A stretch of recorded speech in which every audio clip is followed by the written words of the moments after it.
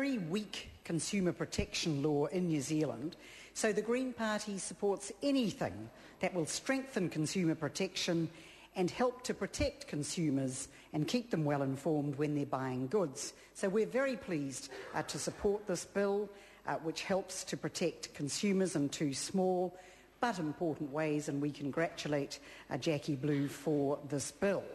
It gets rid of the loophole, which means that if you buy something online through a competitive online auction, consumers are not covered by the Consumer Guarantees Act. And obviously when you've got 15,000 businesses selling online every week, this is an important issue.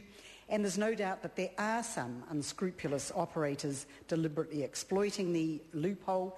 Jackie Blue reported that the Motor Trade Association is actively advising car salespeople to make use of the loophole to dispose of older and less reliable cars before this loophole is closed through legislation like this. And this is indeed shocking, and the sooner we close the loophole, the better.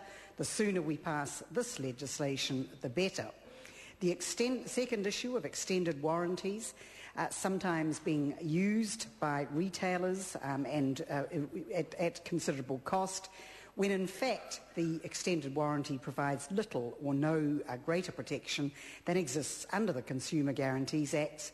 And we think that this is a very good initiative, because it will mean that consumers will have to be informed about whether an extended warranty they're considering purchasing provides any benefit, any right or any convenience greater than that provided for under the Consumer Guarantees Act. And it will mean the warranty will have to include more information about what it actually really does mean. And this is important because many people really don't have any idea what the extended warranty might or might not entitle them to. Now, both of these provisions will assist consumers to make informed decisions about purchasing, but the underlying problem is that most consumers in New Zealand have never heard of the Consumer Guarantees Act.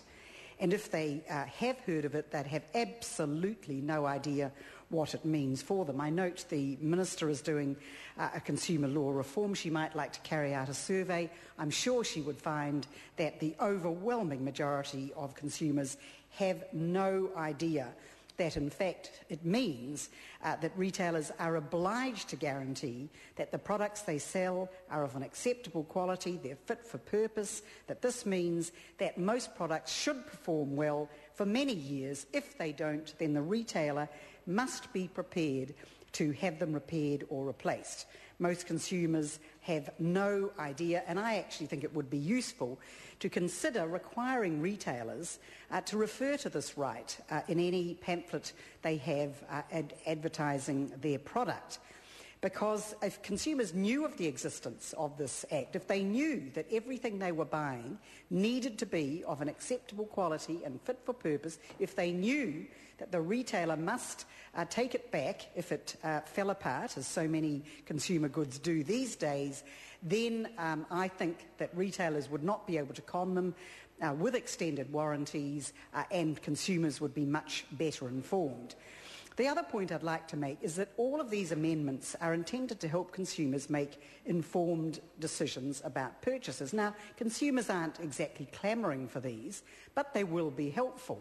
But what consumers are clamouring for, and what would help them make informed decisions, is the right to know where a product, especially food, comes from. It's ironic that the government claims that they're supporting this because they're supporting consumers' right to know what they are buying, but they refuse to allow mandatory country of origin labelling so that we can find out what we are buying. Nor has anyone ever explained, perhaps the Minister could in this debate, why it's mandatory to know where our clothes and our footwear comes from, but nothing else, including our food. It's also ironic that the government will not support consumer legislation coming before this House straight after this to protect consumers from exorbitant interests and loan sharks, and yet they are putting this forward as a great piece of consumer protection. One of the key objectives of the whole consumer ministry is to enable consumers to construct... Sorry to interrupt the honourable member. Her time has expired. I call the honourable...